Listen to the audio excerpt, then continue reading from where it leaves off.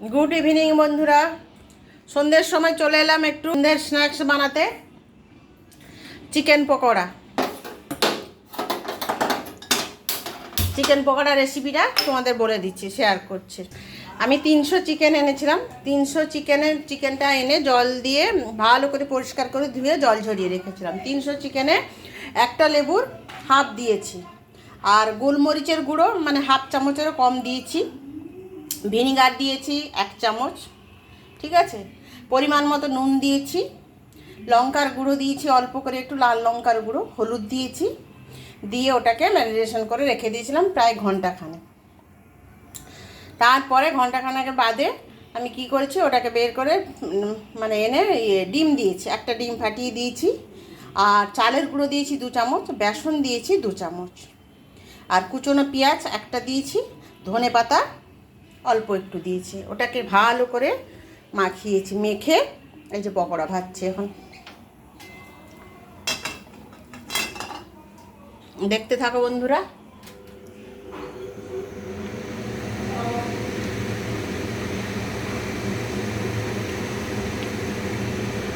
সন্ধ্যের সময় একটু চায়ের স্ন্যাক্স, সন্ধ্যের স্ন্যাক্স এটা।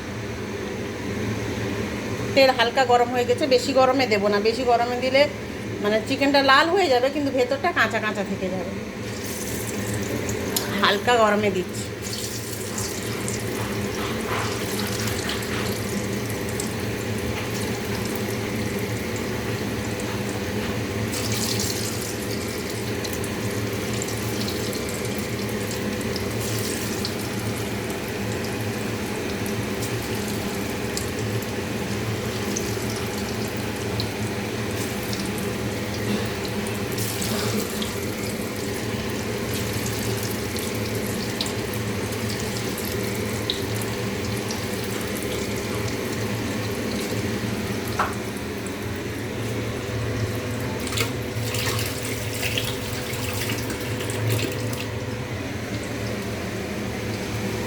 চিকেনটা আস্তে আস্তে করে উল্টে দেবো, এপিট ওপিট করে, মানে এক সাইডটা হয়ে গেলে আর এক সাইডটা উল্টে দেবো।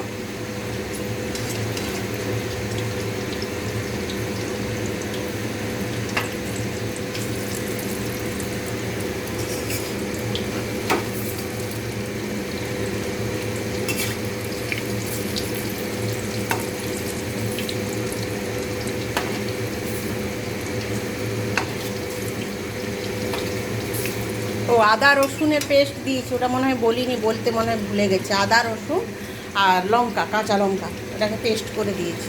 কাঁচা লঙ্কা দিলে বন্ধুরা দারুণ টেস্ট হয়, আর আলাদা একটা ফ্লেভার আসে, বেশ দারুণ স্মেল লাগে।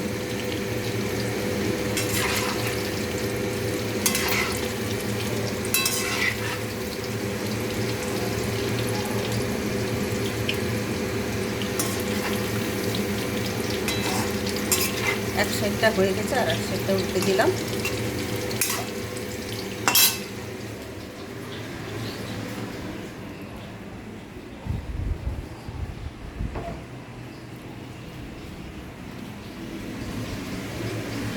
বন্ধুরা চলে আসো, কে কে খাবে চা আর চিকেন পকোড়া।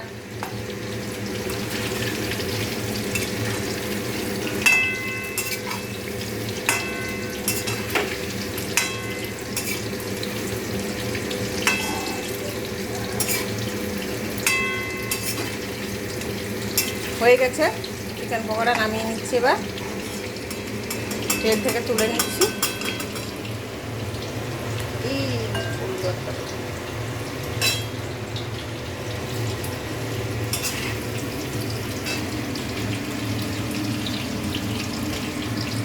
তুলে নিয়েছি অল্প কটা, আর বাকিটা ভাজা হচ্ছে। এবার খেয়ে টেস্ট করব, দেখে বলবো কেমন হয়েছে আপনাদের। আমি একটা বাটিতে নিয়ে নিই।